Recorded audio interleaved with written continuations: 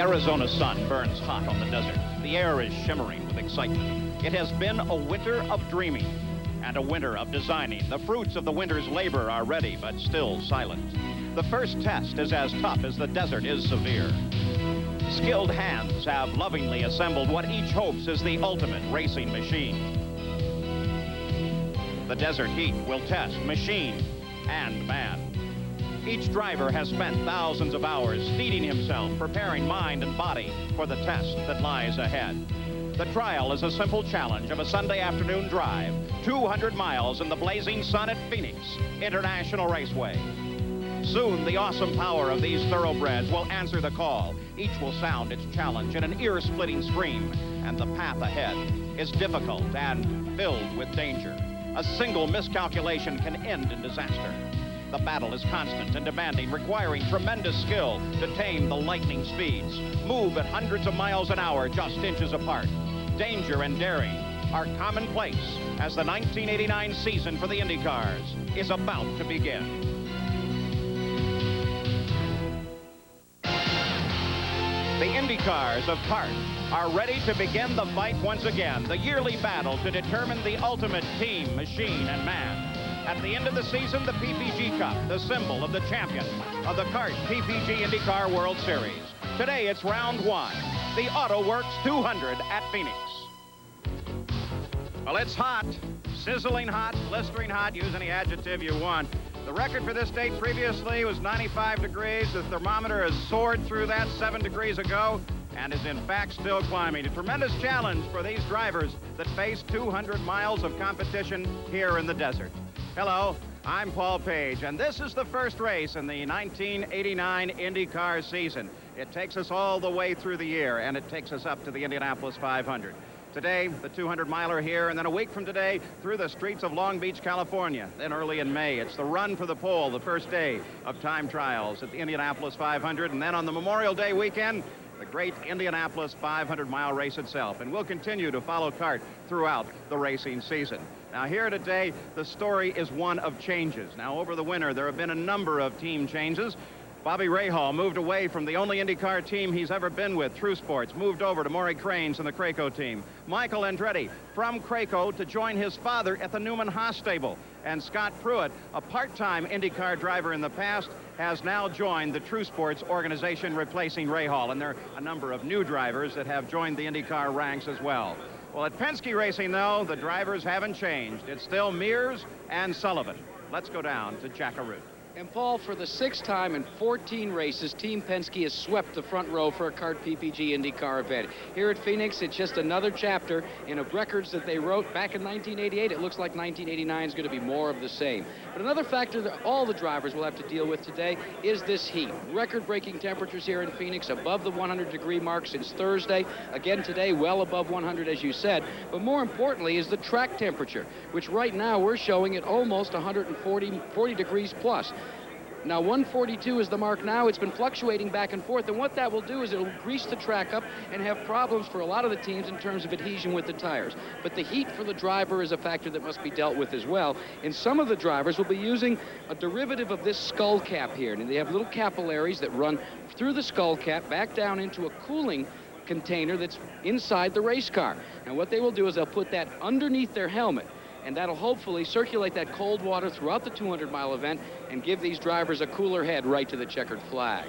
Now, for more information from Pit Road, let's check in with Brian Hammonds.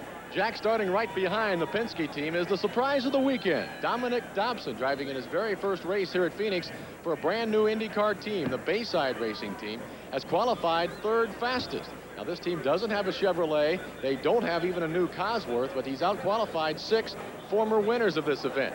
Now, 3 of the last 4 years, this event has given us a first career winner, the first time career win for a driver. Dominic Dobson is hoping that trend continues. Now, there's already been a lot of action on the track this weekend. For more on that, let's go back to Jack Arute. Well, Brian, yesterday in the final practice session, there was a very scary moment as Tom Sneva hurtled into turn 1, and as he exited turn 2, he crashed very badly and blunted the rear end of his Granatelli racer. He was then, as you could see, he blew a hole through the concrete wall 18 inches in width. They removed him from the car, and then they had to take him by air ambulance to Good Samaritan Hospital. They gave him a CAT scan and checked to see if he had any sort of mild head injury. We're pleased to report, however, that he was released at 8:30 today, and he's somewhere here on the grounds, and he'll be watching the rest of the IndyCar brigade as they compete in this 200-mile contest. Another driver that had problems is right here, Emerson Fittipaldi. Yesterday, he brought his PC-18, a brand new car that he matched with his successful Chevrolet of last year, and he thought he was going to be a contender for the pole. But he crashed before qualifying and was forced to go to his backup car, this PC-17, which is just a tad slower. But it's not too slow, although he's mired in the middle of the grid. He's only 2/10 off the pace that he set in his primary machine. Paul? Well, the fact is, at the front of the grid, nothing changes. It's again the Penske team, Bobby Unser. Can they be beaten? Paul, if you listen to the racing people in the know-how, they're going to tell you it's two classes of racing, Roger Penske and the rest of the field. Now, this isn't going to turn out exactly like this because the other guy's running fast. Penske sold Patrick Penske cars, so Emerson Fittipaldi had the 18, he has the 17, it's a very fast car. He should be very competitive today. We've got Bobby Rahal in a Lola. You've got the Andretti family, Michael and Mario, in the Newman Haas team, as you mentioned. They should be very fast today. They haven't had the transmission problems that we all predicted that they would have. Then you've got Little Val, of course, in the Gallus Lola, Chevrolet engine again. Now, the track, as it gets hot today, is really going to get slippery. It's going to get slipperier than it was last year when we were here, lots of times. It's just really hot. And then, most of all, when you see the green flag fall, there's just a whole bunch of guys that think they can win that race. And that's what we're all here for. And that moment is not so very far away. In just a minute, we'll come back with a tour of this 1-mile track. And then it will be time for that famous command to start the engines for the first time in the 1989 season. Well, the air is electric with excitement here. The drivers are strapped into their cars. Everyone is ready to go. So let's go now for a tour of the 1-mile oval at Phoenix International Raceway. The track at Phoenix is 1 mile around, measured 3.5 feet from the inside line. The turns, 11 degrees and 9 degrees, are very, very flat. The pits are located on the home stretch, along with the start-finish line. As the cars head to turn 1, they brake for the first and only time and brake while turning. And they use left foot braking on oval tracks, Paul. Remember that. So they use the brake and throttle kind of together. There we go into the back straightaway, which is the dog leg. Very hard to pass there because the group gets very narrow with the cars moving around. Into turn 3, and then through turn 4, wide open all the way around there, and back to the front of the starting line. Now here shows the car going in to turn 1. Goes way out wide, right down to the bottom. It drifts out right near the wall, right coming out of turn 2. And here's the dog leg, right down to the gravel, back out to the wall. That's what makes it hard there. Now they're wide open at turn 3, and this is where they get over 5 G's side lateral force. Back to the start-finish line. And not only have the fans filled the grandstand, they're seated halfway up the hill here around the track. Well, their waiting now comes to an end. It is time for the first time in this year to give that most famous command. Let's go down to the main straightaway and jack a route. And Paul, this is John Lacey, the Chief Executive Officer for Northern Automotive, and he will give that traditional command. Mr. Lacey? Gentlemen, start your engines! Thank you. Nice, have a good day.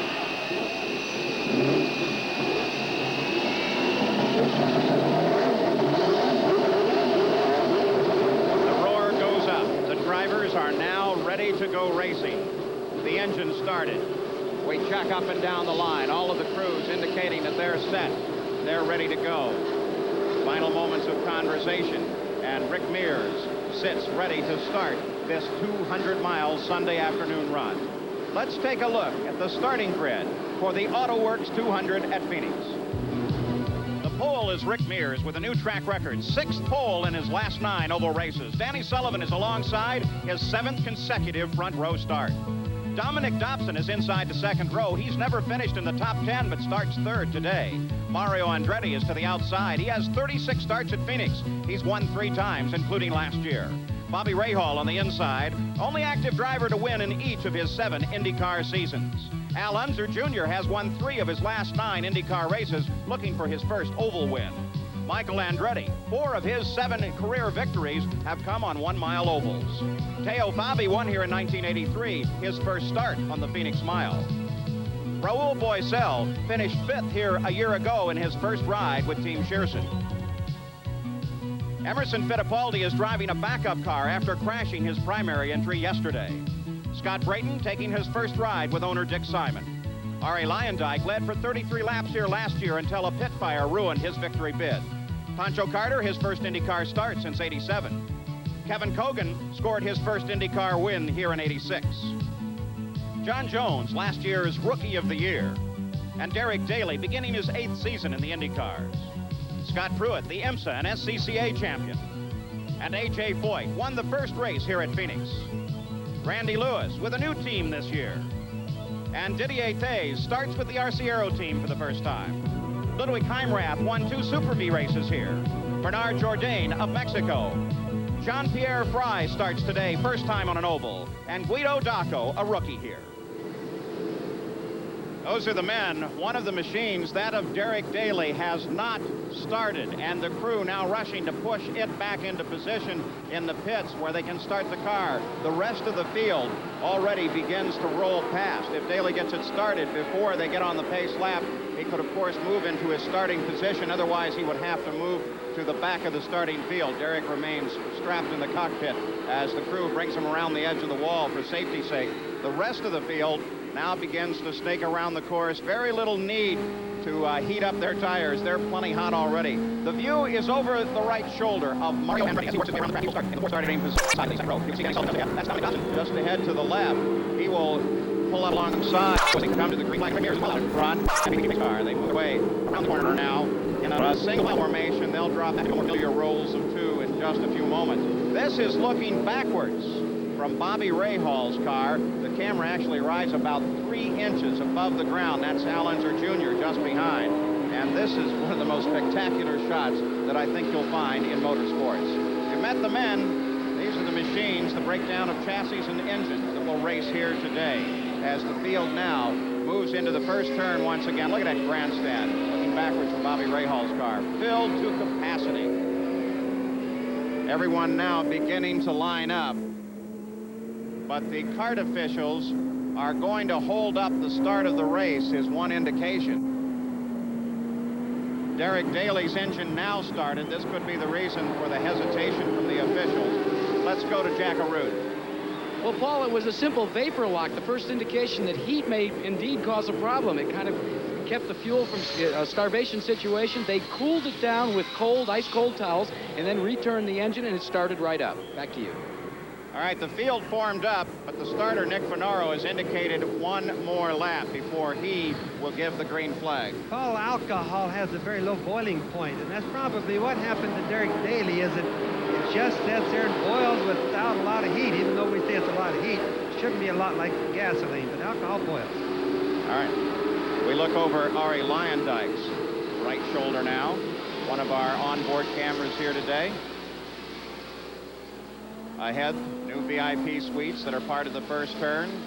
Everyone begins to settle just a bit. Actually, in a way, the extra lap is probably going to have a little calming effect. The guys get a little caught up at the first race of the season. Now they've had even a further time to think about it, maybe settle down. It always does, Paul. It's interesting to know as you watch Derek Daly, Arie Luyendyk car there, the different position that the drivers hold on the steering wheel with their hands. These cars are so narrow inside, they don't really have a lot of room for elbows and all. The cars are all getting lined back up now. The extra time is probably doing them good. They're all been worried about the heat today. Looking back from Bobby Rahal, that's Michael Andretti, almost an identical car to his father. As the front row heads for the green flag now, Nick Finaro gives it, and the season has begun with Danny Sullivan, just like Indianapolis last year, coming to the lead. Mario Andretti comes out alongside Rick Mears to challenge Rick. Through the dog leg now. Rick holds his position in the fight for second place with Danny Sullivan leading. Now Rick drops back. Mario Andretti drops into second place. And then Rick Mears. That was a good start. Everybody today's first race, the track race is so good, and that start is a good example of it. What's going to happen, and he just let her. So now we're underway, and Rick Mears begins his challenge. Michael and Mario running very close together in nearly identical cars now. Both cars out of the Newman-Haas stable, both helmets identical. In fact, the scorers here said, will you make one of those cars number red and one of them black so that we can tell the difference as they approach the line? And Tyler Alexander, the team manager, they agreed to do that. So as you're watching, that car leading this little pack, running in second place right now with the red number is Mario, then comes Rick, and then comes son Michael. You know, in spite of what people think in the Penske organization as far as team planning goes, Paul, on that start, it was Danny Sullivan actually got the jump on Rick. I don't believe those guys had any planning whatsoever. It was just totally a two-man contest. And, of course, we saw Mario right there in second place taking advantage and go right on by Rick also. Every time someone would bring the idea of team racing up at Penske, they deny it thoroughly. Off of number 4 now. The battle is for second place. Rick Mears continues his pursuit of Mario Andretti. Now Rick darts just a little bit to the inside going into 1, but decides to lay back. Michael Andretti sitting back watching. Danny Sullivan leads this race, followed by Mario, then Rick Mears, then Michael Andretti, and Al Unser Jr. runs in 5th. We are live from Phoenix International Raceway, the Auto Works 200, watching the fight for second place. And to get an idea from this perspective how far ahead Danny Sullivan already is, now Rick Mears makes a move for second place, and in the first turn picks up second. He's been sitting there testing Mario, trying to see where a weakness was going to be, Paul, and he decided that was going to be where it was. Now, we watched him try the pass, or an attempt at the pass over in turn 3. The car wasn't sticking good enough over there. And remember, they go into turn 3 wide open, they break going into turn 1. I'm sure that's the reason Rick picked that place besides pass. So the Penske team back running 1 and 2. The Newman-Haas organization running 3 and 4 right now. And already Danny Sullivan is beginning to lap the field. He is well out in front as he comes around some of the back markers and works his way. There's Sullivan. He just came around Guido Dacco and now has other cars lying just ahead of him. The fight continues for second place, though, between Mario and Rick Mears. And you saw Mario a little puff at the back there. Well, I don't know what that's caused from. We're going to have to watch that a couple of things. With Mario's luck the way he's had a couple of times, that was actually Michael, I think, Paul. And that's, but I think what luck that Mario's had here a few times, except for last year, of course, we would be surprised if anything happened. One of the stories that we have to watch with those cars is the Lola cars is a concern over the gearboxes, as here comes Al Unser Jr. with a challenge. I think what you'll see is when the cars leave the pits, most of them will leave it a lot easier than they used to because they think that this is where a lot of the damage is coming to the transmissions. What they did is they made the whole gearbox a lot smaller than it was, like, for example, last year. There's little Al. On board with Al Unser Jr., that's Mario Andretti that lies just ahead. This is a battle for third place. Little Al's going to try him on the inside. And from this point of view, it looks like he's passed. What we don't know is where Mario is positioned. Mario's well back. Remember, these are both Lola Chevrolets, so that's really a contest of driver right there, Paul. So Al Unser Jr. now moves up a position, getting around Mario Andretti. The Lola gearboxes then have come through some testing time in which they were felt to be fragile. Now, here comes a challenge as Mario continues to drop backwards. Teo Fabi, that's the Porsche, now moves around Mario Andretti. Now, it shows that little puff of smoke a little while ago probably was something wrong with Mario's car because he's falling back a little bit too far from Mario. Well, we have an opportunity to look at Fabi here in the Porsche entry. That's a Porsche-powered machine, a March chassis. This is the only really new development chassis out of March this year. They're concentrating their efforts on this car right now. And remember another thing that's very significant to the Porsche car this year is they have hired 3 of Penske's very top people, or at least people that have either been with Penske recently, or like, for example, my chief mechanic from 1981, Laurie Garish, is with them now. So they have a whole new bunch of personnel. Let's go down to the pits now and Brian Hammond. Paul, the reason Mario is backsliding through the field is that he is down on turbo boost. So that's why you're seeing Mario starting to slip backwards. Paul? Well, he continues to slip backwards as he falls now to the hands of Dominic Dotson. And there is Bobby Rahal right behind Mario Andretti and challenging as well. It's Danny Sullivan that is out in front, being chased by Rick Mears, Michael Andretti, Al Unser Jr., and Teo Fabi. We'll be back with more The Auto Works 200 in a moment. We're back at the Auto Works 200 at Phoenix International Raceway, 18 laps. So I've already gone into the record book. We are green flag racing the entire way with Danny Sullivan out in front and his Penske teammate Rick Mears just behind. Michael Andretti got an excellent start, moved up through the field, followed by Al Unser Jr. and Teo Bobby. Dominic Dobson now runs in 6th. Bobby Rahal, you see right there, has closed in behind Dominic Dobson, but Mario Andretti, the defending champion, has been suffering from some turbo boost problems and has dropped steadily backwards.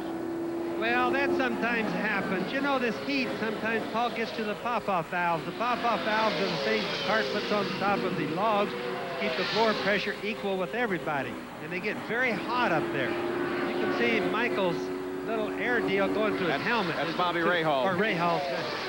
You know, when they change teams, I have a hard time this year sometimes. But that's Bobby Rahal now in those yellow and blue colors. There you see the air hose we were talking about. Yeah, the air hose. That's where he gets the emergency air in case there's an accident or a fire that he can breathe air. That's really whipping in the wind. Well, they also are capable. They have a hose that positions its opening. It's just a regular piece of rubber hose that is positioned up at the pop-off valve. And if the pop-off valve starts to open up, they can hear a rush of air. And then they know to get back out of the throttle a little bit so it doesn't open up and bleed all their turbo boost away. Yes, and the air that's going by, Paul, is very hot. It's usually between 300 and 400 degrees in temperature, and it makes the valve that much hotter. So even if it opens just for a little bit, the guys have to back their boost down quickly so the thing doesn't overheat. So Bobby Rahal currently runs in 7th place. Dominic Dobson is his target, lying just ahead. Dominic, really with a terrific run here. He came, new team, they unload the car as we watch Danny Sullivan, the leader, who is still well out in front. Dobson really had a terrific day, no problems at all. Now Danny Sullivan, the leader of the race, his home is now out in Aspen, Colorado, where he enjoys the skiing, the snow. I've spent some time snowmobiling with him. We asked him about the lifestyle of Aspen, Colorado. Racing's my whole life. I mean, I've got other interests, but everything is still geared and focused toward the racing. What makes me happy? About 2 feet of fresh snow. No, a good day, you know. I've got hobbies like everybody else. Some of them are business-oriented, some of them are sports-oriented, whether it's going skiing or, as we were talking, going scuba diving or playing golf or going and playing tennis or whatever. But I think still in a life like racing, you have to be so focused. Everything has to be so attentive toward that. But the other things are just, you know, little buzzes, little highs. You're just doing that to kind of fill the gaps. But in the back of your mind, everything you're always thinking about is what's going to happen for next season. What do I have to do? What about the car? What about this? What about that? It's all racing oriented. And you saw it. Rick Mears comes out and around his teammate Danny Sullivan quite easily, Bobby Unser, and picks up the lead. In fact, it was so easy, Paul, it made Danny look like he was just sitting still or even trying to let Rick go by, which I'm not trying to say that's what happened. It's just that Rick is the king of the ovals. Rick is very fast. He was embarrassed over the start. That's obvious. Mario kind of held him up. He got way back for a long time. But, boy, is he on a roll now. And it gives you an idea of how far this rush has carried them forward. That black car, number 7, directly in front of Rick Mears, is the 11th place car. The battle starts now for 2nd place. Danny Sullivan being challenged by young Michael Andretti. Michael has been in this fight right from the go. Yes, he certainly has. To start off, it looked like Mario was going to be in at the first lap, but Michael has been pecking away, and he's hooked up just about as good as Rick Mears, it would look like. Now it's a matter of how well you handle traffic. And here at Phoenix, the drivers say the lap feels like it's almost constant. Emerson Fittipaldi told me the other day, sometimes I'm not sure where I am in the race because the lap's unreal so quickly. Bobby, how do you anticipate what's ahead of you and how to get past it? Well, it's hard the first race of the season, Paul, because you don't know the personality of the drivers, and you know a lot of that has to do with what type of car they're driving this year. But in this particular case, like with young Michael moving up like he is, hey, he knows most of these drivers. He's been running with them for several years now.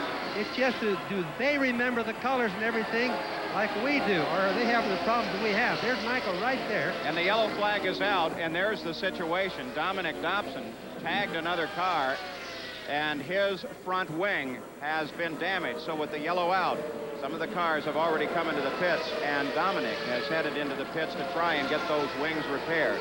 Close competition here at Phoenix International. Rick Mears, the leader of the race, comes in, as does Danny Sullivan, who's running in second. Bobby Rahal, who picked up the lead, comes in. Michael Andretti, Mario Andretti, both anticipating stops. And Rick Mears rolls back out. All the stops so far appear to be routine, taking advantage of the yellow flag with 31 laps of competition complete. This one is certainly not routine. Except, Paul, that a lot of the cars are taking on 3 and 4 cars. Now, here's a replay of the pass. Oh, That's simple. He was coming up on the back of Lewis, got right in there, tagged the back end, just was rolling much faster and didn't anticipate the positioning. Dominic Dobson, with what was a great run, has come to an end, at least for the moment, so they might be able to repair that. Dobson is out of the car. We'll be back with some more exclusive coverage of the AutoWorks 200 after this commercial and a word from our ABC station.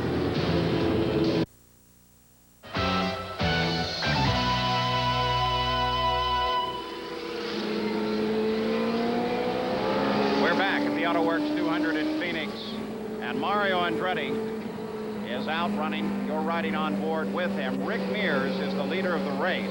Al Unser Jr. and Danny Sullivan follow behind Michael Andretti, then Teo Fabi, then Bobby Rahal, then Mario Andretti runs in 7th. We are under the yellow flag as a caution, but that is about to come to an end as the green flag flies as Mario works his way off of 4. Rick Mears acknowledges it with a boost of the throttle, and it's back and running once again. The yellow was 4. Dominic Dobson, who tagged the back end of another car. They have pulled that car to the side at the moment. Rick Mears out in front. Emerson Fittipaldi starts to work his way up through the field, challenging John Jones. Rick runs at the front. He's really handling good. The heat really hasn't slowed the cars down very much yet. There's Rick going by, shot through it. All these cars are in front that Rick is passing now. We have to remember that those are there because of the pit stops. We just had a pit stop because of the Dominic Dobson minor accident, Paul. And the team now confirms that not only were the wings were damaged, but there's other damage on the car. Let's get a further update from Jack Arute. Well, Paul, we're here with Dominic. Dominic says high hopes going into this race. Exactly what happened? Well, I came up on a slower car. It was a car that I had already lapped 3 prior times on the 25th lap of the race. He really shouldn't have been out there, but I came up on him and he slowed right down, started to move out. I did the best I could to get around him on the outside and just clipped his wheel. I don't think he even knew I was there. I slid up into the wall and bent the right rear suspension. So he goes to Long Beach with high expectations that maybe when he gets on a road course, he can stay in a little bit longer than this time. He qualified so well, though, Paul Page. He did look very, very good. We expect a great deal more out of Dominic Dobson. Rick Mears runs in the lead. The average speed of the race now, 128.5 miles an hour. Rick is about 3 seconds out in front of the second-place car. This is Al Unser Jr. Third place is Michael Andretti. Danny Sullivan has now dropped back all the way to 4th. Bobby Rahal is running up in 5th place. Now, we'll have to go a few laps because, remember, they're just out of a pit stop, and that's the reason the cars get all mixed up on the location on the racetrack. You just saw how close Rick comes to people when he passes to the other cars, Paul. Gives you an idea, but that's the reason they're mixed up now, and after a few laps, they'll all settle down and decide where they're going to be again. The camera will look the same as what we see. Well, Rick Mears' luck on this particular oval hasn't been that good. This is his 13th run, and he has been a winner here only once, despite this being his 4th pole position. He was also the early leader here last year until he spun the car as he moves around Emerson Fittipaldi, who was running in 8th and puts Fittipaldi a lap down. Now, that's last year's Rick Mears' car. And so Rick just went around him with the new PC-18 versus the 17, just like Emma was just sitting still. A reminder of the situation there. Emerson Fittipaldi has the new PC-18 available, but during the practice, he lost it, coming off at 2, tagged the wall. The car was damaged too badly to continue, so he had to go to the backup car, which is a last year PC-17, and that car belonged to Rick. I talked to Pat Patrick yesterday, and he said the car was ruined. Now, whether he literally means that or not, I don't know, but it means it was damaged very bad. And, of course, with Long Beach next weekend, and Indianapolis not too far behind, that's really bad news for the Patrick team. On board with Arie Luyendyk. That was Rick Mears that just rocketed around him and continues to work his way up through the field, though Al Unser Jr. remains stable at about 3.5 seconds back and continues to track the leader. Then Michael Andretti rides in third place right now. So there's Al Unser Jr. Now, Al Jr., Paul, has been having a bit of a problem during practice. He's not been going as fast as he'd like to be going. He's been a little disheartened over there. But it's typical of Al Jr. Just as soon as he gets to the race, he just goes a whole lot faster than he does in practice. Get an idea how rough the travel can be here. Al Unser Jr. looks over to check his right-hand mirror, but you can see how his head, especially in those corners, is just getting pulled over and over. 5 G's, lateral G-force. The maximum amount of force that is exerted on a driver in the cars in one of these corners. Rick Mears, the leader of the race. And for the moment, now beginning to separate somewhat from Al Unser Jr. If people want to compare G-forces, Paul, if they've been in an airplane, think of the worst bump that they probably ever hit is only 2.5 G's as a normal thing. Whereas these guys are pulling over 5 G's between 3 and 4 corners. So the question for Rick Mears was, when you're racing, do you trust the body and how you're feeling about the car, or do you have to deal with it totally intellectually? Well, I would say you've got to trust the body more so than the head a lot of times. You know, it's very easy to come back on yourself and check yourself, put the blame on yourself. And I mean, I've done it numerous times.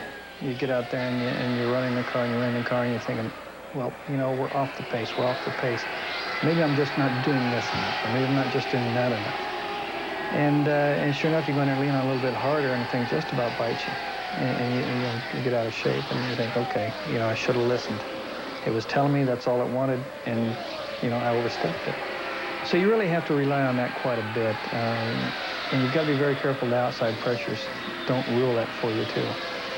You have to distinguish a lot of difference between what is your mind telling you, what is your body telling you, and what is everything outside telling you. Well, Rick Mears is plying his trade with a skill that we've seen time and time again as he continues his lead here at Phoenix. Now, driver out of the race. Actually, a historic moment. Jackaroo.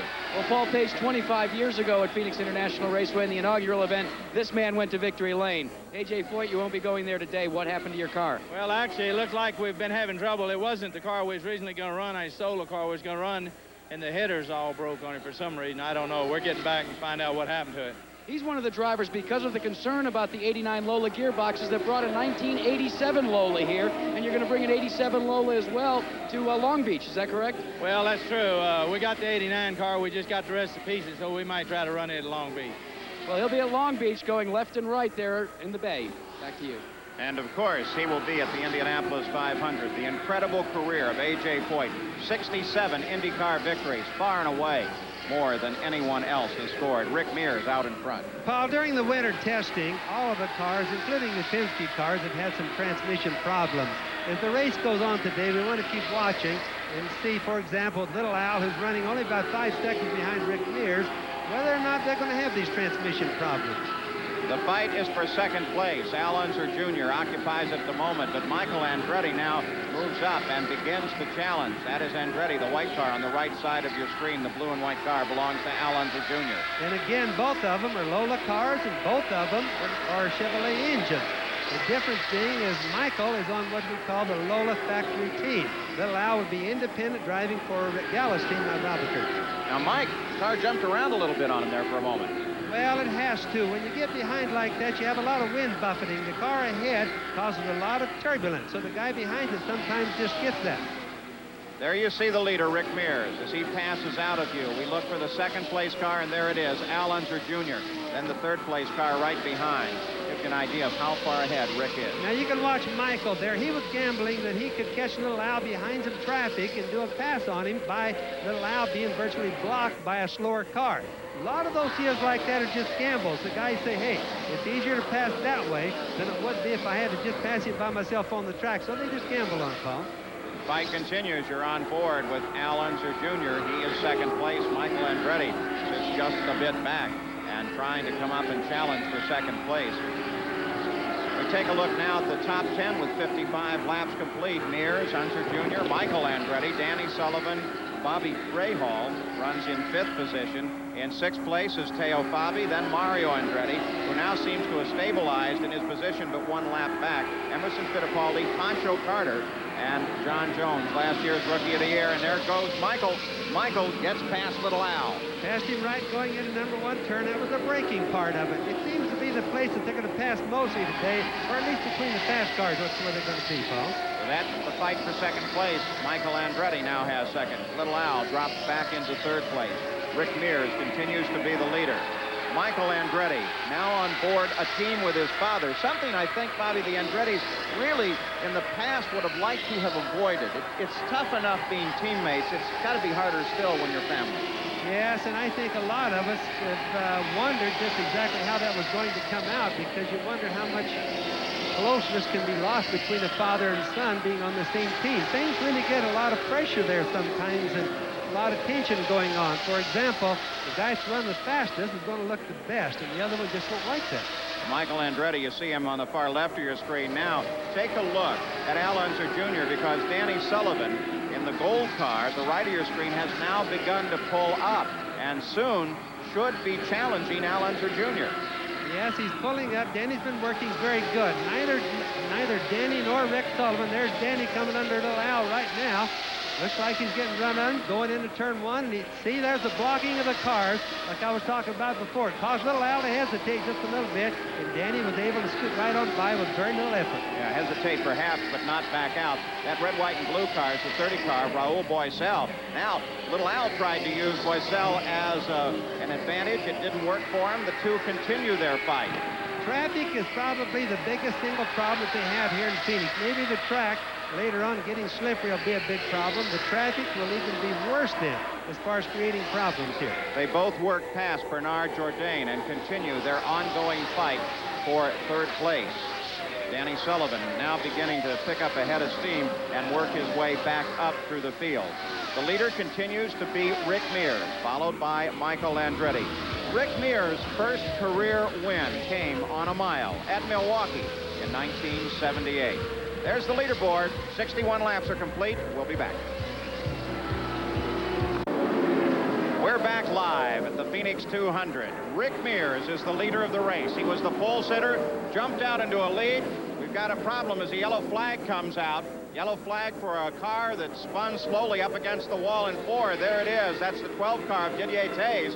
And Rick Mears, the leader of the race, decides this is a good opportunity at lap 67 for yet another pit stop. This is his 2nd at the race. Normally, they would come this distance. Taze didn't tap the wall, just a fast little spin. Might have gotten the rear end of the wall before we caught the spin. Rick was in, pissed Paul so fast. I mean, before almost anybody even knew there was a yellow, he was in, stopped, and he isn't out yet. It's been an awful long pit stop for Rick. A heads-up move by Rick, but look at him work at the back of the car. Situation developing there. Didier Taze climbs out of that machine. His first ride with the RCR. Let's go to Jack Arute. Paul, they're having problems. The engine has stalled and it refuses to refire. They've just put one starter in and now they're going to put another one in and they're going to see if they can get it restarted. They're having a great deal of difficulty here. He had come into the pits and had taken out fuel under normal circumstances, and then the engine died. Now they've got it rekindled and he's off and away, but a very long stop. Thank goodness it was under caution as far as Rick Mears is concerned. 54 seconds, the stop for Rick Mears. That will put him behind in the standings. There goes the man that assumed the lead. That's Michael Andretti as they come out of the pits side by side. So Michael had picked up the lead, staying out for 1 lap further. And Rick Mears accelerates ahead of Michael. They'll have to reorganize themselves behind the pace car now as we are under yellow. Rick Mears was the leader in the early going. Reports out of Bristol now, Rusty Wallace wins there. This track, Phoenix International, celebrating its 25th anniversary here. It has been a track of firsts. The 1-mile distorted oval was carved out of the desert and designed as a multi-purpose racing facility. The grandstand was one set of wooden bleachers, but the racing itself was great. The first race saw front-engine roadsters and dirt cars challenged by a single rear-engine car. Great drivers like Eddie Sachs and Parnelli Jones chased glory in the desert sun. The speeds were 114 miles an hour, 52 miles an hour slower than this year, but still dangerous. Crew cut Johnny Rutherford was a rookie, and fellow Texan A.J. Foyt was already an Indy champion. A.J. won the first race here at Phoenix and earned $4,200. As Phoenix grew through the 60s, the rear-engine car took over. In 1965, Bobby Unser ended his third race here, cutting through the fence. The cloud of dust was so bad, the safety crews couldn't find Bobby's wreck. When they did, the car was cut in half. Bobby was unhurt. Later, he would notch 4 wins at Phoenix. In 77, Rick Mears made his debut as an IndyCar driver, and in 78, joined with Roger Penske. Phoenix is tough on Rick. Despite the fact that he has 4 poles here, he's only managed to win once in 12 years of trying.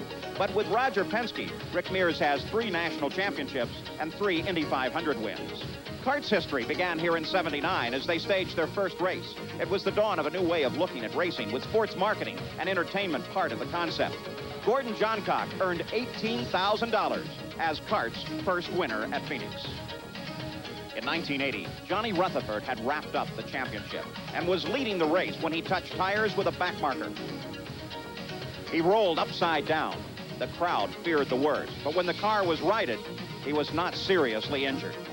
Tom Sneva won that race, and 4 times in 4 years. In 86 and 87, Kevin Cogan and Roberto Guerrero would score their first career wins here. Last year, Arie Luyendyk was leading, searching for his first IndyCar win when his car caught fire on a pit stop. With the help of crews, Arie escaped injury. After the fire was extinguished, he got back in and finished 9th in the race. Arie still searches for that elusive first win. Rick Mears captured last year's pole and was leading when he touched with another car and spun to a stop on the home stretch, ending his race. Mario Andretti won last year, taking home $121,000, an increase of $116,000 in just 25 years. The track is certainly growing in its 25-year history now. Magnificent grandstands. The Didier Taze car, little fire on there, they've now put that out. And we are still under yellow. We'll be back with more. We're live in the desert just outside of Phoenix, where the race fans know how to handle the heat and the terrain. It's unique here that you can watch the race from the hills that overlook the race course, or of course you can climb up into the grandstand and enjoy a little closer view. They certainly know how to have a good time here.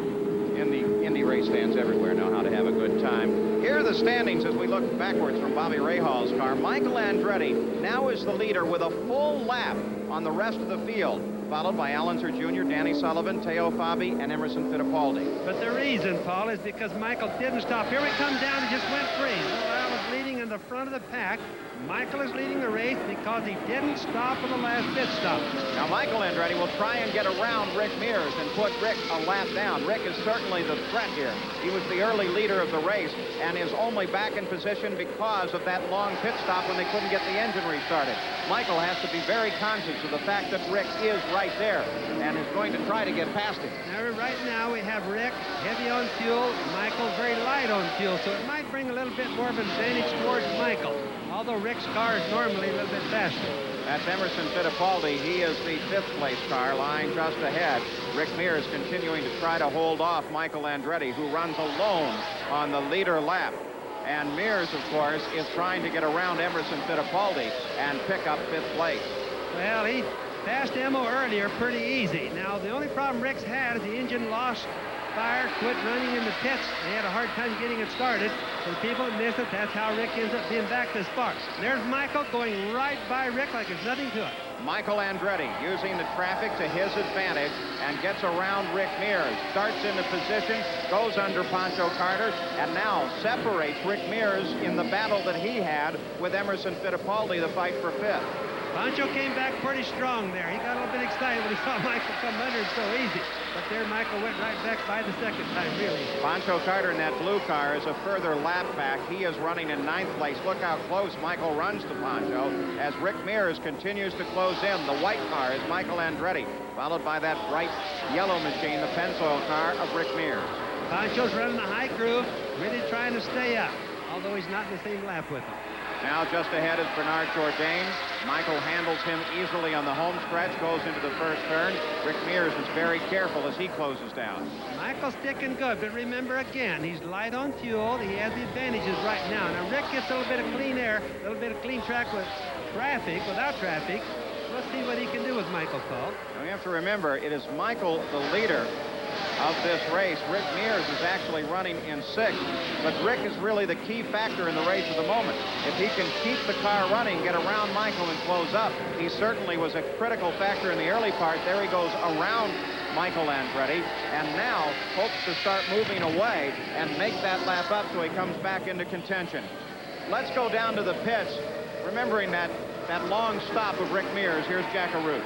Paul, you're looking at the starter that the Penske team uses during practice to start the engine on their car. Now, this is the starter they use under race conditions. You see the shaft is much longer. Now, they've had some crew changes here, and by mistake, the crew member that's responsible for restarting the car when under certain circumstances it stalls, grabbed the wrong starter. That's what accounted for almost 15 seconds of that lengthy stop. It's not unusual for a car to stall on pit road, but it's very unusual to go for the wrong shaft and starter. Back to you.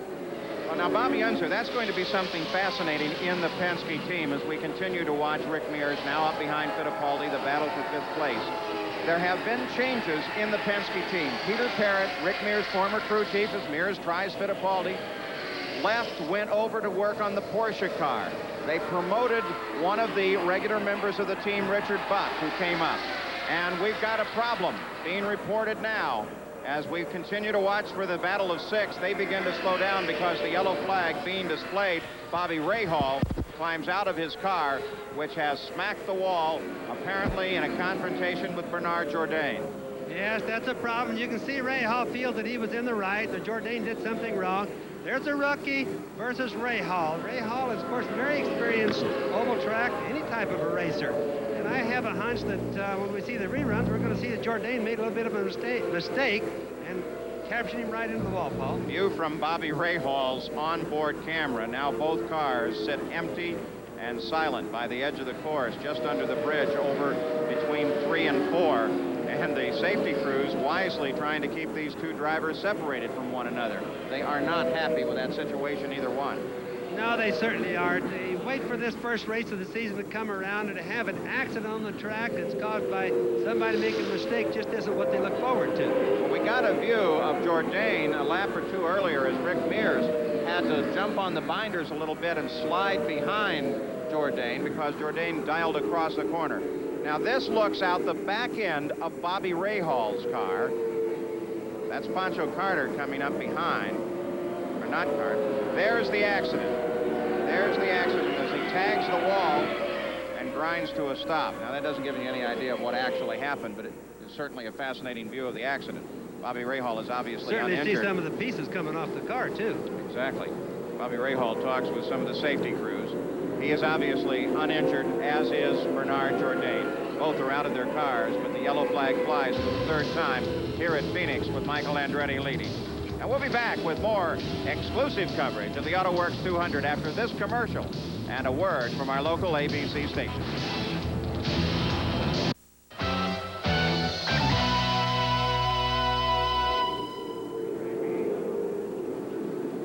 Well, we're just 10 miles away from the halfway point. 90 laps or 90 miles complete. We've had 4 different leaders. You see the rest of the facts on this particular event, and we are under caution at the moment. This particular yellow flag waves because Bernard Jourdain and Bobby Rahal tangled between the 3rd and the 4th turn.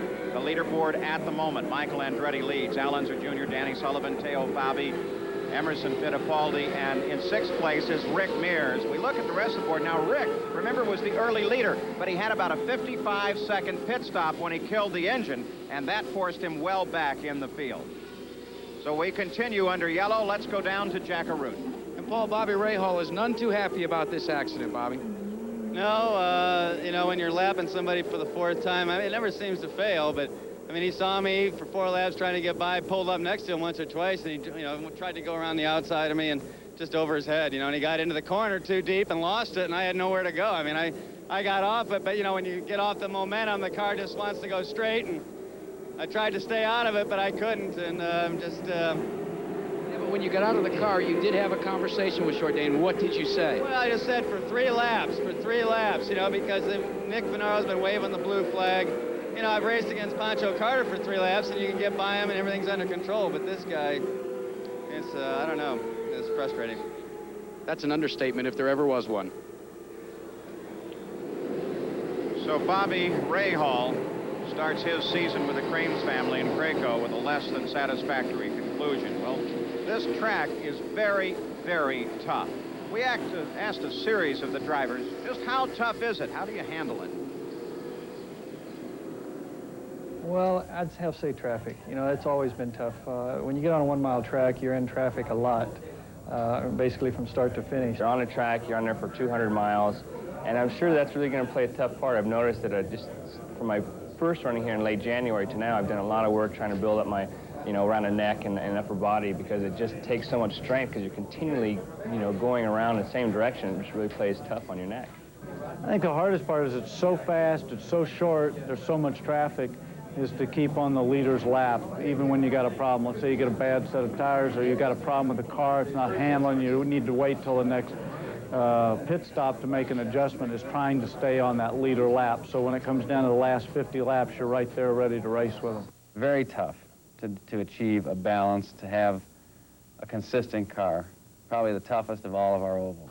I think perhaps waiting for the conditions to allow you to do some passing on the outside, to be a 2 abreast, which usually doesn't arrive until about mid-event. Coming up with the ultimate setup where you can get the car work in 1 and 2, the same as 3 and 4. It's almost impossible to do, and I think the guy that is able to get that combination is the guy that's going to be the quickest. A little parking lot of damaged vehicles off of the inside of the 4th turn, right at the head of the pit entrance. Rahal's, Jourdain's, Didier Tay's, all parked there side by side. Some rather expensive wreckage, Bobby. It certainly is, and it's kind of sad to see somebody as quick and as good as Bobby Rahal out, but these things just happen, and not on purpose, and people have to learn to start someplace. It looks like they're getting ready to come down for the green now, Paul. All right, the starter with a green flag in hand takes a look up to the pace car in the 4th turn, trying to decide whether or not they're going to go green, and it doesn't look like it. Pace car points Michael Andretti and his Kmart car out to the outside and says, drop back in line. You take a look over Mario Andretti's shoulder as the field continues to line behind the pace car and comes around. Now, Saturday on ABC's Wide World of Sports, the world's best cyclists prep for the Tour de France.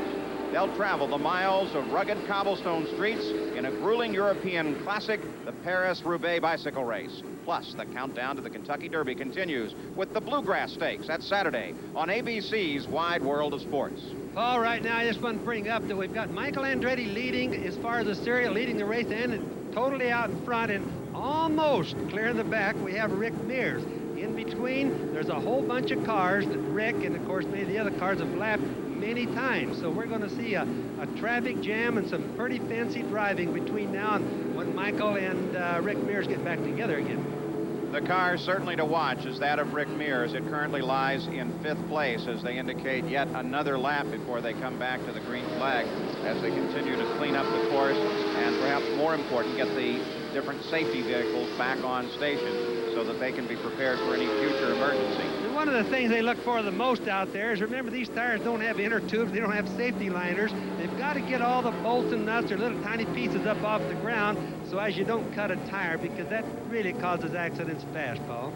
Well, Michael Andretti will lead them back to the green. A number of cars with the pit stops in the yellow have been able to get back onto the leader lap. Among them, the 2nd place car of Little Al, then Danny Sullivan in 3rd, Teo Fabi, the 4th place car, Rick Mears, the 5th place car, and Emerson Fittipaldi in 6th. All are back on the leader lap as we look over the shoulder of Al Unser Jr., the 2nd place driver. Yes, now he's been going fast all day. He's been very fast, but just hasn't quite been up in the leading part. He's looking for that track to get slippery. It looks like he's working good on the slippery track, Paul. Here they come down the green. Now the pace picks up. Michael Andretti anticipates that green flag and begins to accelerate. Al Unser Jr. has some distance to go before he can catch up to the leader. So Michael Andretti will have smooth sailing all alone with 97 miles now into the record book. Now this is what young Michael wants. He doesn't want that traffic, and as we heard from Rick Mears a while ago, they really don't like the traffic here. It slows them up. He's got totally clean, good, dry racetrack in front of him, so he's really going to make hay while the sun shines. Al Unser Jr. has Ludwig Heimrath just in front, as Little Al moves around, picks off Heimrath as he works his way up. That's a Chevrolet versus a Judd engine. Heimrath is driving a Judd engine for Ron Himmelgarn, Paul. Not a battle for position. Al Unser Jr. has his target about a quarter of a lap ahead as he tries to catch Michael Andretti, that Valvoline car. Al Unser Jr. works its way onto the main stretch, out barely up against the wall, and then dives. Now, at this point, Bobby, he's both on the throttle and the brake. Yes, they actually use them together. On all oval track racing, as I mentioned earlier, they use left foot braking only, whereas on a road course, a lot of them use right foot braking and right foot on the throttle, heel and toe the throttle. But on the oval, it's left and right all the time. So sometimes when they get down to turn one, they physically use the throttle and brake together. The fight here is for fourth place between Teo Fabi of the Porsche-powered machine, a March chassis, and Rick Mears goes screaming right on past, and Rick now picks up fourth place and sets his sight on his teammate Danny Sullivan, who is currently in third. Let's go down to the Porsche pit and Jack Arute. And the man that watched Rick go by was a fellow that used to work with Rick Mears at Team Penske, but he now runs Team Porsche. Derek Walker, a good run for the team and Teo Fabi this afternoon. Yeah, it's been an excellent run so far. We've had a lot to deal with. Teo's got a clutch problem right now, so we have a real problem getting in and out of the pits, but the guys are doing a fantastic job. We're really getting on with the program. I hope we can stay that way at the end. Well, he's hoping down here, and the hopes of all of Germany, in fact, are hoping, because, you know, they're running that factory March with that Porsche, and it seems to be running quite well, gentlemen. Well, this March chassis is so secret. There are only two being built for this year. This is the only one that's making its appearance here. The other is a different March chassis with Alfa Romeo, more of a development chassis from last year. This is a whole new design, and it's so secret that when you go to March, you have to have special keys and cards to get back into the rooms they're working on this. Well, it's what you call a Porsche March operation is what it is, and the car is actually doing very good, and especially, Paul, when you recognize the car just barely got built. It's hardly had any development time, so we really have to take our hats off to them. They've done well with it. Well, that whole team, not just the movement of Derek Walker, but the new crew chief, Peter Parrott, coming over from Rick Mears, Tony Sacali as the aerodynamicist, all helping the Porsche effort this year. Michael Andretti, the Kmart car, out in front of the race, and he's out in front by a full 6 seconds over Al Unser Jr. Yes, and that's, we're hoping that's going to develop into a race. Incidentally, the track has not gotten as slippery today as we thought it was going to get, Paul. We're more than halfway over. There's little Al down the back straightaway. He's running in second. Danny Sullivan, the defending CART PPG IndyCar World Series champion, is just behind, running in third, and there you see him in the gold and white car. He's closing in. That's going to be the race. Little Al is moving the traffic over. Danny is taking advantage of it and trying to get through a little bit easier. Little Al coming up behind the Domino's Pizza car. All right, so Danny Sullivan now closes up the fight with Al Unser Jr. He has to handle Raul Boesel first. And there's Rick Mears right behind Danny. Danny not only has a headache trying to catch Little Al, but he's got Rick right behind him. We're past the halfway point now. The leaders completed 106 miles of the 200 scheduled here today. The Penske team now running together, third and fourth on the course. Michael Andretti is the leader, and Al Unser Jr. is second. Now that's Rick's favorite place to pass, coming off of turn 2 on the outside.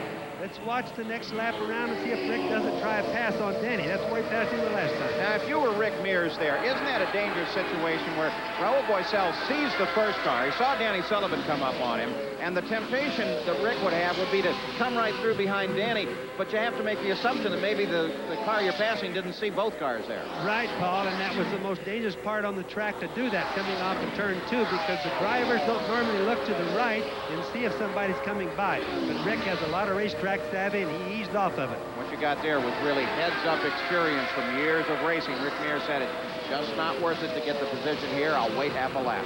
He's been the class of the field today. There's no question about that. Michael Andretti still leads it. Al Unser Jr. is second. Danny Sullivan and Rick now fight with one another for third place. So the Penske team is battling with itself. Now it's a fake pass. Rick would like Danny to think he's going to pass him on the inside, take Danny to the bottom, possibly go by the outside.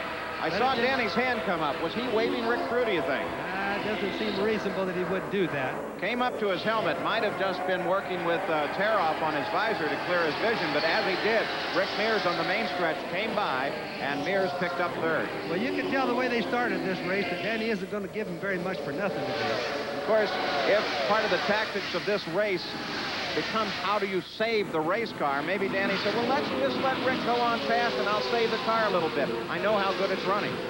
Well, Rick has already put 2 cars between he and Danny. The traffic could just wipe Danny out. Of course, he went right by the outside anyway. All right, Rick Mears now running in third in line just ahead, about a half a second ahead, in fact. We should see him shortly, is the car of Al Unser Jr. He runs in second place. Well, Rick has been the class of the field, but what we've seen so far in the race, he should be able to get up and chew on little Al pretty quick.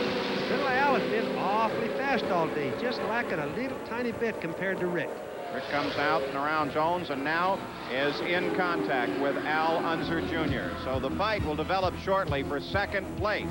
Mario Andretti is the leader at the Auto Works 200 at Phoenix. We'll be back. We're back at Phoenix on board Al Unser Jr. as Rick Mears pulls up to try a challenge on the main stretch. Mears challenging with Al Unser Jr. And look at this, on the outside off of turn 2, Rick Mears has second place. Rick Mears has the second position. If you watch that pass, you'll see that their tires were over 6 or 8 inches apart. I really don't think little Al was expecting a pass just coming off of turn 2 like that. And now he sets sights on the leader, Michael Andretti. We have a fight for the lead as there is Rick and Michael, and look at that. It's just simple. I mean, wow. Rick has been the class of the field all day, like I said a while ago. The guy is really hooked up. It just seems like he can go any place on the racetrack. That wasn't a pass with a back marker. That was the leader of the race. Now Michael pulls up. Maybe he surprised him. Well, that other car held him up for a little bit. Michael's getting alongside of Rick, but that won't last very long compared to what they just got through doing. Ludwig Heimrath pulls clear of this battle. He doesn't want any part of it. Rick Mears picks up the lead once again. Pole sitter, the early leader of the race, had a long pit stop, 55 seconds, dropped well back into the field, now has worked his way back up to the top position.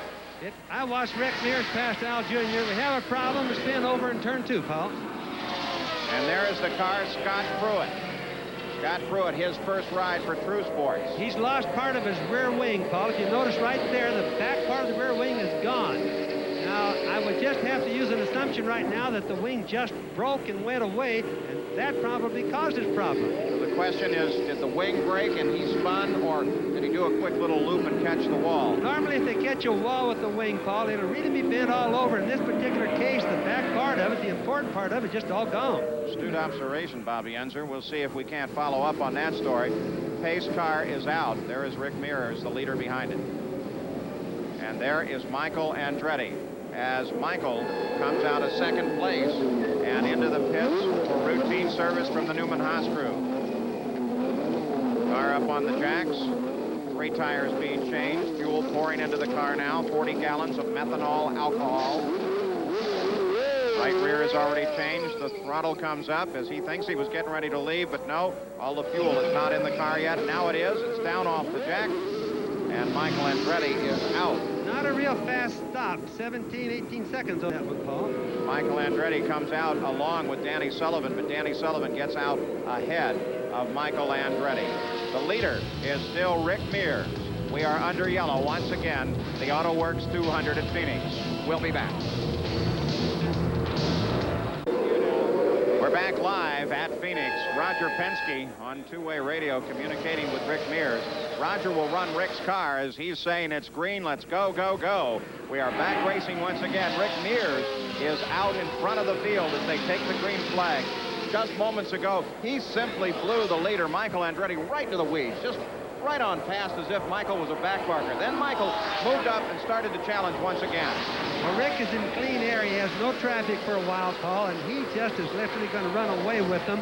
Make hay while the sun shines before he has to do his next pit stop. The astounding fact is that with the stops, Teo Fabi in the Porsche powered machine, the Quaker State car, moves up into second place. Now, Fabi finished fourth last fall at Nazareth on the 1 mile oval there. His only top 5 finish of the entire last year. There's Teo now. Now, here he is running in second place. So the presence of Tony Cicali as an aerodynamicist, Walker, Parrott, all on that team, and a winner of work seems to be paying off. Well, let's go to Jack Arute right now with Roger Penske. The captain and head of Team Penske, Roger, you've got to breathe a little big sigh of relief after just rocketing from the back to the front with Rick. Well, the car's working good. Unfortunately, we stalled it there and couldn't get it started. We didn't want to push it and break the rear wing off, so it's one of those things. We just got to hold on here till the end. Butterflies kind of like bullets this year because of the team changes, or are you somewhat confident about things? I didn't hear you. Butterflies a little bit like bullets this year with the team changes, or are you a little confident this year? No, we've got a strong team. You know, we've got a great group of guys here, and so far, so good. We just got to do a good job in the pits here at the end. Well, he hasn't left this perch, but normally he doesn't throughout the course of the race. Back to you. Well, Jack, the Penske team is indeed deep in talent. Roger Penske is the manager for Rick's car when they are in competition. Chuck Sprague now is the overall manager of the Danny Sullivan car when they are racing, replacing Derek Walker, who used to take those chores. And the people he has there, Paul, are good people, but Roger always has a backup for no matter who works for him. I don't care who it is that's with Roger Penske, he always has somebody in mind that can replace him. The team manager, Derek Walker from Penske, left Penske, came over to this car at the end of last season to help with this effort, and then it wasn't long, and he hired Rick Mears' crew chief, Peter Parrott, away.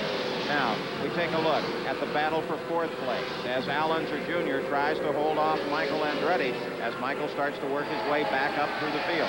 Michael's big deal early in the race was not making a pit stop when everybody else did. Get to the front, get out of the traffic, make a lot of distance with no problems like that. Now he's got caught, he's back in traffic. He's kind of like a normal driver for a while now. And we're having some good racing out of this because there's Michael and there's little Al right in front of him in the blue car. This is a fight for fourth place. Blue car left of your screen as they work around a slower car. Here comes Al Unser Jr. being chased by Michael Andretti. Again, Chevrolet power in both of these machines. And both of them been handling good all day. We just really can't say anything bad about most of the cars. And Emerson Fittipaldi dropped suddenly, very quickly, around the Porsche car of Teo Fabi, and Emerson picks up second place. Yes, Emo's been good. I think the difference between the PC-18 that he crashed yesterday and the PC-17 he's driving today is really not much different, but it takes Emo a little bit to get used to it. Not much different, but in a lot of ways, maybe his confidence is higher with a car that's raced so well for a full season and is better proven.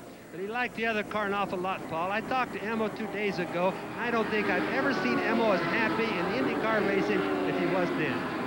Now Danny Sullivan has moved around Michael Andretti, and Michael drops back into sixth place. Sullivan moves up to fifth, and now Sullivan will begin to challenge Al Unser Jr. for fourth. And look how quickly Sullivan comes up. Yes, those PC-18s, as we said earlier, are just fast. Now, whether he's going to be able to get by little Al real easy or not, we'll just have to see here in a moment. Now, one of the explanations, perhaps, is why they are fast. They're both the same engine. Let's assume they're the same horsepower. Look at Danny as they got a drag race, and little Al says, you're not coming in there. Shuts the door on him. The PC-18, they really put it on a diet. It's a lot slimmer and therefore a little smoother through the air. Well, it is, and where they're hoping that's going to show up the most, of course, going to be Indianapolis, but the car's just flat handled good, Paul. If you watch Rick and you watch Danny, they just really stick to the turns good. Danny Sullivan and Al Unser Jr. side by side for the second as Danny Sullivan tries to use the positioning of Raul Boisel. Now it works a bit to Al Unser's advantage as Al Unser Jr. uses Ludwig Heimrath and Raul Boisel. They split them as they come down the main stretch. Look at Al as he ducks in alongside of Heimrath and maintains the position. Now that's good racing. Al did a little bit of a gamble working in between them there, but he did come out ahead on the thing. 137 miles to complete. The average speed is 118.9 miles an hour as Al Unser Jr. continues to try and hold off a charging Danny Sullivan. The battle is for fourth. Fourth and fifth is what we're watching. Well, that was just a little bit of stubbornness, but it sure makes for good racing for everybody. So Al Unser Jr. continues to hold that position. Teo Fabi lies just ahead of this battle as Danny Sullivan tries it again. Sullivan using the backside of the race course now. Now that's the same advantage that Rick has coming off of turn 2. They seem to get through 1 and 2, turn really good in the PC-18 and get a head start or maybe about a 3-mile advantage getting off of turn 2. So Danny Sullivan now picks up fourth place. Rick Mears, Danny's teammate, is still our leader. Second place is Emerson Fittipaldi. We'll be back. We're back. 140 miles are complete of the Auto Works 200 at Phoenix. Rick Mears, the Pennzoil car, running out in front. Last year's Indianapolis 500 winner. The last time he won on a mile was at Milwaukee last year. Let's go down to the pits. Brian Hammonds. Well, all of a sudden, Paul, there's a fuel story. If we go green the rest of the way, little Al is going to be very, very close on fuel. to say it depends on the situation whether or not they come in or not. So that could be something to follow up on, Paul. All right, Bobby Unser. These cars now have computer chip systems that do engine management to tell the car how much fuel it can use in order to go the distance. How could something happen where it comes short? Well, Paul, even though he laid on that a little further, almost every car in the race now has the computer system in it. And what happens is they turn them a little bit tighter. They try to, when they lower the boost pressure like last year in the road, they try to get it back by getting more RPM out of it. And RPM is fuel consumption. So little Al probably trying to make a little bit more RPM to get a little speed. The battle is for third place now. Teo Fabi, the green and white car, runs in third place. Danny Sullivan, the gold and white. The Miller car now begins to move up to challenge. That Porsche is still running good, and incidentally, doesn't seem to be having those trouble getting in and out of the pits with the clutch problem they talked about earlier. There he is in third place. Now, that's very respectable. And here we can get a comparison of the two different kinds of power. They're both V8. One manufactured over at Weissach, Stuttgart, the Porsche machine, and the Chevrolet Ilmor design, which is manufactured in Brixworth, England. Is the two of them. Now here comes Sullivan. And if that's a comparison of power, well, the Porsche still has some work to do. Sullivan now moves up to third. Paul, I don't think there's any question that the Chevrolet is still better than the Porsche as far as power goes right now, but just look and see how much better the Porsche is than it was last year. It'll give you an indication that they're stubborn people, and they're going to stick with it until they get it working really good. But Danny Sullivan continues to chop his way through the field. He is trying to move up toward the front, catch Emerson Fittipaldi, and more important, his teammate Rick Mears, who currently runs in first place. And we've got a problem being reported out of the pits now, as the 65 car, that's John Jones, came down the pits, and here is the result of it. The car had a fire on one side of it. All of the crews, the safety crews as well as pit crews, came charging over toward this car and toward the wall and poured water on it. Now, normally you don't fight a petrol fire with something like water. It just spreads the fire. But when you're using alcohol, if you pour water on it, it just dilutes the alcohol and the fire goes out. That's true, Paul, but I think this particular case was more of an engine problem. It was coming out of the vent holes on the right-hand side of the car. I don't really think they really had so much of a fire as they just did a lot of oil and stuff leak and making smoke. So last year's Rookie of the Year, John Jones, who was running in 14th place, has fallen out of the race. We'll be back with more exclusive coverage of the Auto Works 200 after this commercial and a word from our ABC stations. We're back live at Phoenix International Raceway, where Rick Mears is averaging 121 miles an hour. He's completed 154 miles of this 200-mile race, and he is out in front. And just disappearing from the rest of the field, he has a full lap on the second-place car of Emerson Fittipaldi. Let's go down now to Jackaroo. Paul Pace, John Jones had a very close call as he brought a flaming car onto pit road. John, you got out of there pretty quick, though. Yeah, all of a sudden, when I was going down the back, I heard a bit of a pop. And what happened, it's just an aluminum beside my seat that got awfully warm. So I was coming in just trying to undo the belts and jump out, and I guess a little of my suit caught on fire. Awfully warm, real warm. And what's really ironic is the fact that this is the same pit Ari Leyendijk had last year when he caught on fire, Paul. Well, the second-place car, Emerson Fittipaldi, comes into the pits from service from the Patrick Racing team. The stop appears to be routine. It should now have all the fuel necessary, a little long because the fuel goes in slow, 20 seconds. And now here comes the leader, Rick Mears. Danny Sullivan is the second-place car. We watch the Penske team go to work. Now, this is from the view of the crew chief changing the right front tire.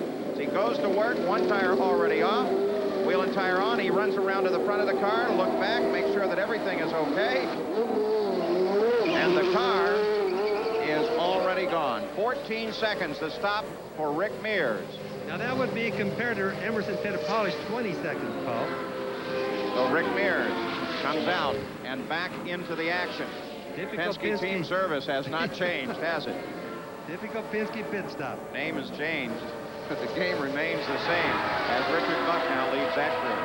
And Danny Sullivan, in the course of that pit stop, considering the roll in and roll out for Rick Mears. The other Penske car now picks up the lead. Rick Mears came out of the pits into second place. Danny Sullivan leads it, but of course Danny hasn't stopped. No, and we can look for Danny coming in fairly quick now because they can see his crew getting ready, Paul. It won't be too long. Rick Mears, as he came out, got hit by Al Unser Jr. and actually sits in third place right now. Al Unser Jr. is in second, but of that group, Only Rick Mears has made a stop. 159 miles, 159 laps are complete.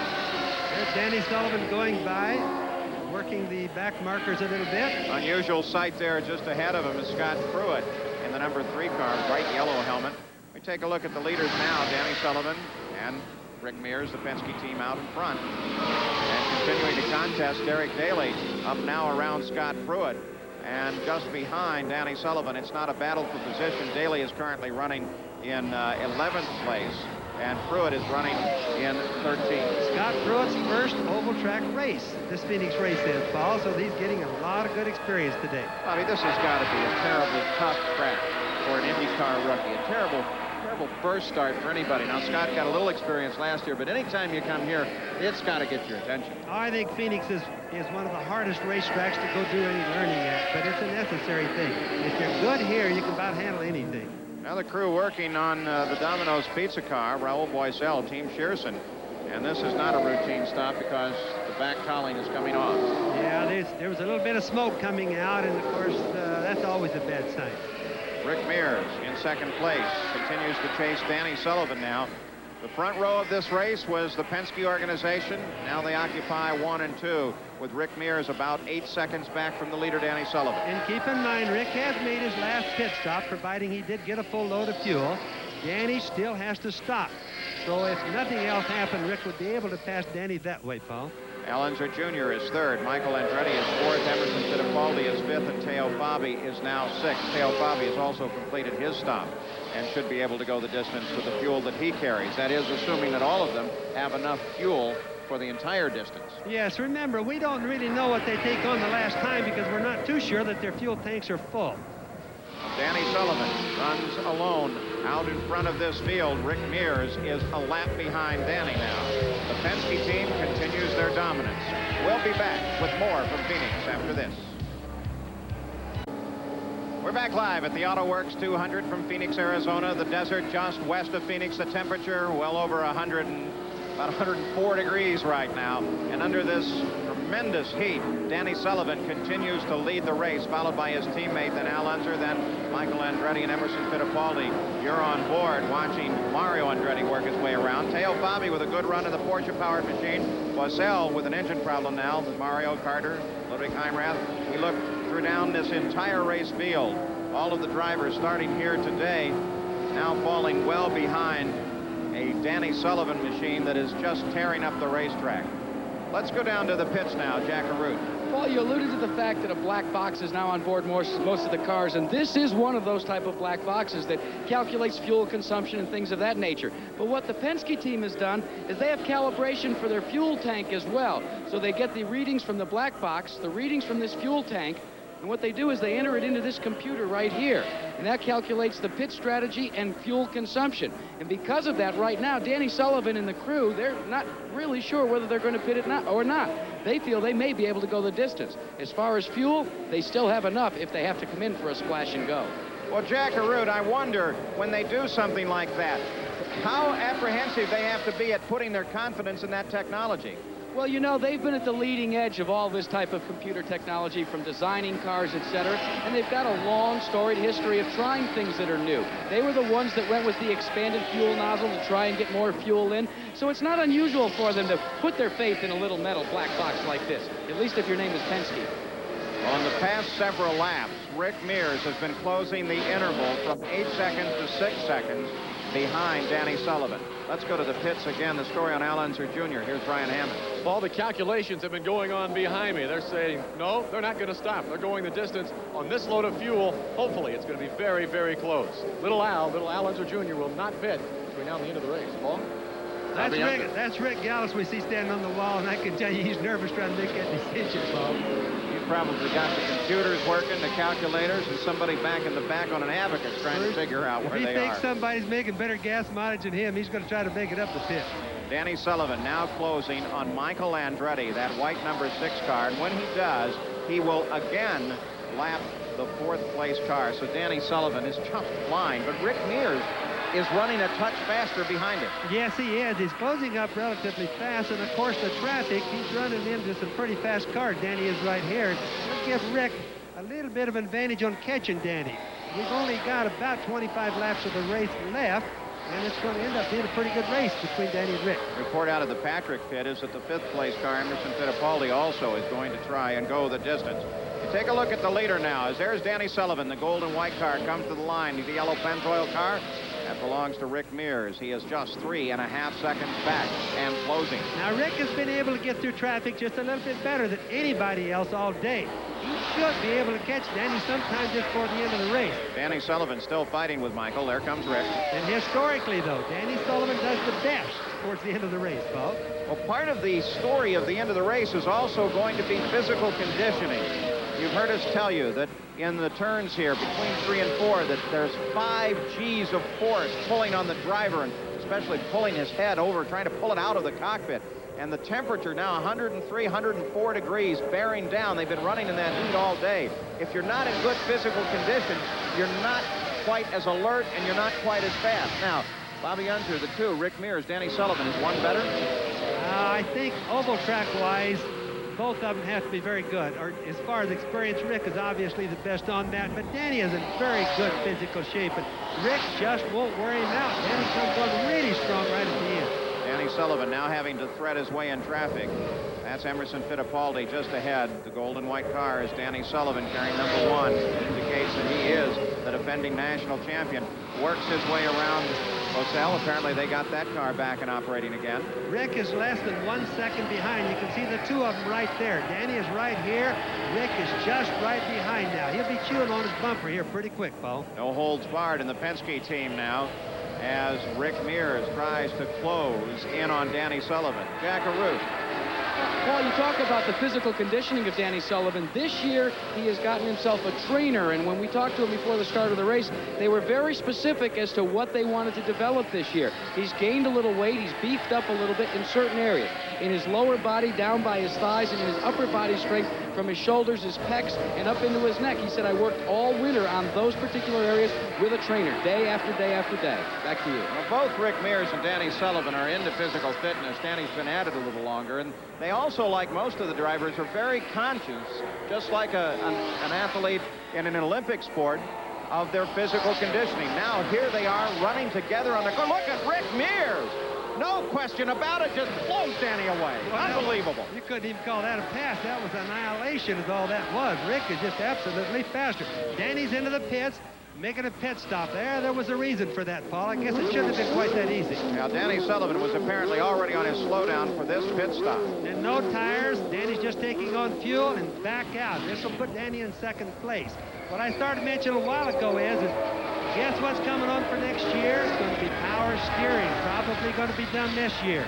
10 seconds to stop for Sullivan. Let's go to Jack Arute. And that's all they needed to change the tires. They didn't need additional time to take on fuel because listen to this. There ain't no more, gentlemen.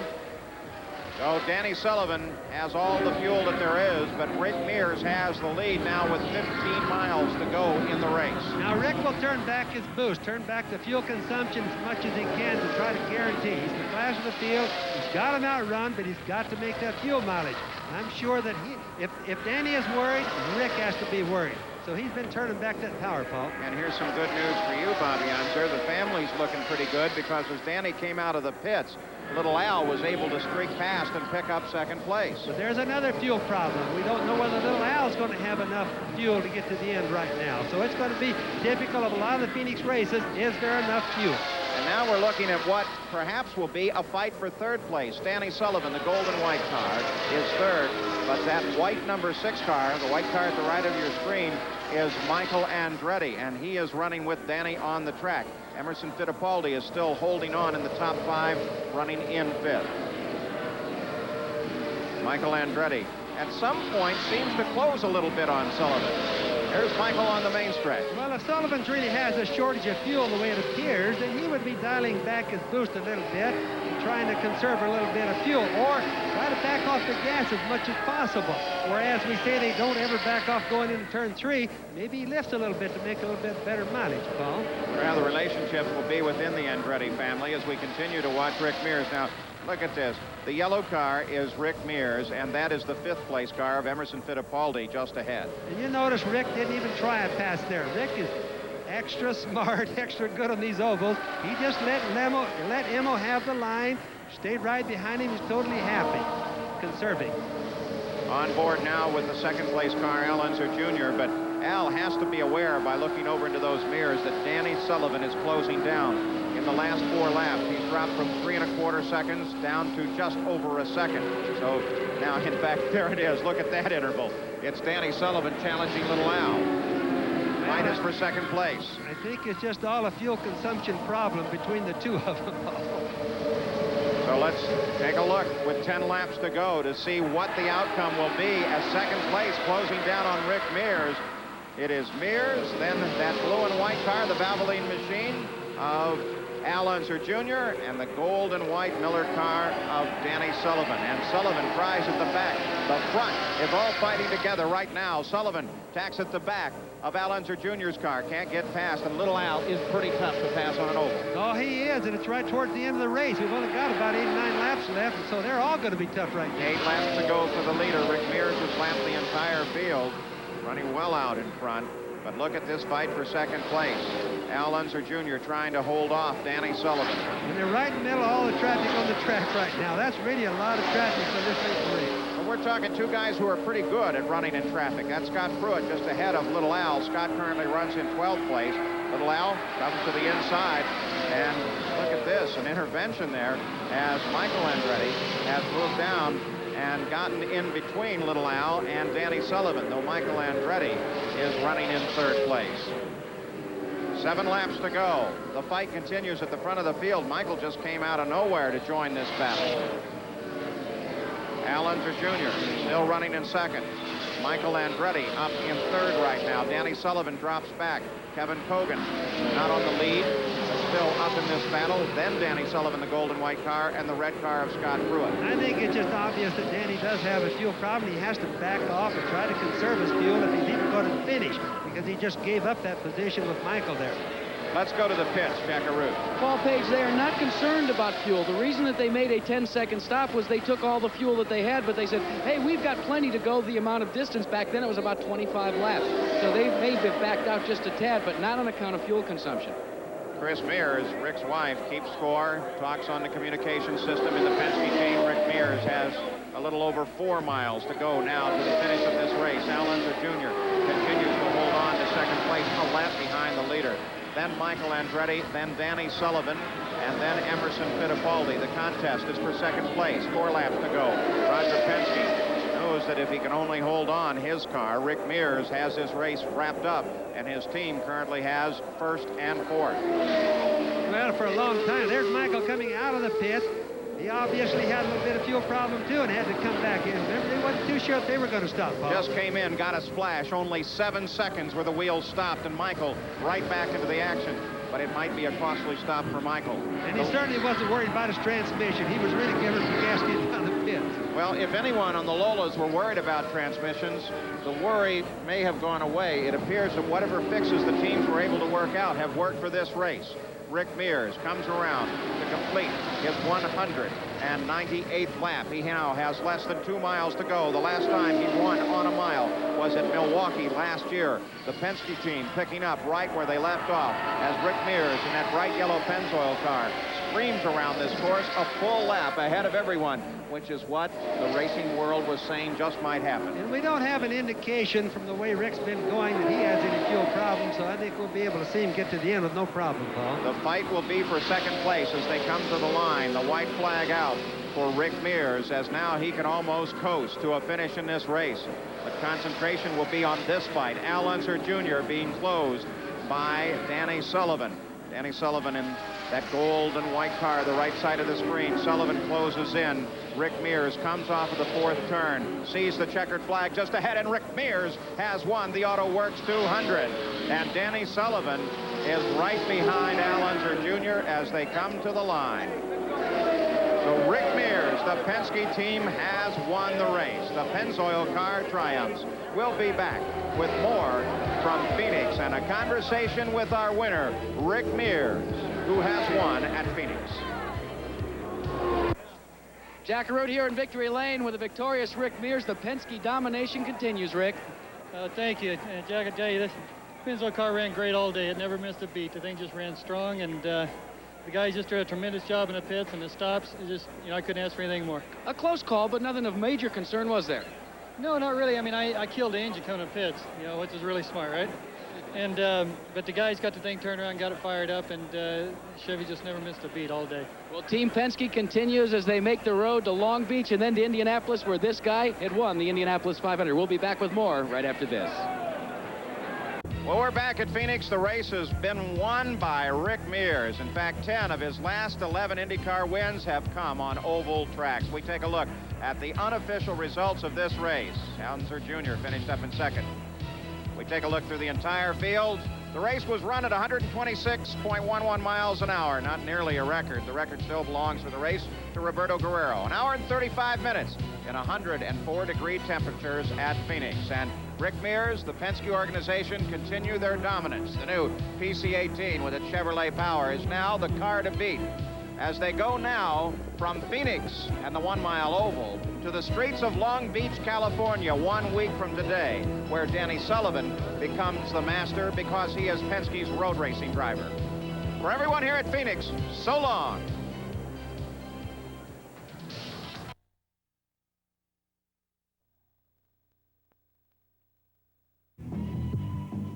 Cars began their season-long fight for the PPG Cup in the Arizona desert. The fight renewed where it left off last fall with Penske team dominance and Rick Mears winning. Alonso Jr. was second. On the streets of Long Beach, the season's complexion changed. Second-generation drivers Alonso Jr. and Michael Andretti shared the front row, both now regular threats to their elders. The closing laps saw little Al chase Mario down, inching closer every moment, stalking, pursuing. Both cars Chevy-powered, both Lolas, nearly equal cars, two drivers consumed with winning. They touched. Mario's day was over. Little Al had the lead. Two drivers, one in the spring of his career, for the other the autumn. The victory equally important to both, but with different meaning to each. Little Al was trying under Mario. Mario was out. A racing accident. Little Al, despite damage, goes on to win, and now takes the lead in the PPG points.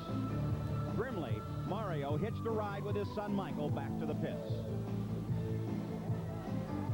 A week ago, the 11 Rows took the green flag in what was to become a most memorable Indianapolis 500. Mears on the pole with a new track record, but Emerson Fittipaldi swept across the front row and into the lead. On lap 2, something broke on Kevin Cogan's car, sending him to the inside wall where the car broke in half. Slamming the pit wall, Cogan came to a rest in the pits. He was unhurt. With 2 laps left, Little Al had the lead, with Fittipaldi trying to pass.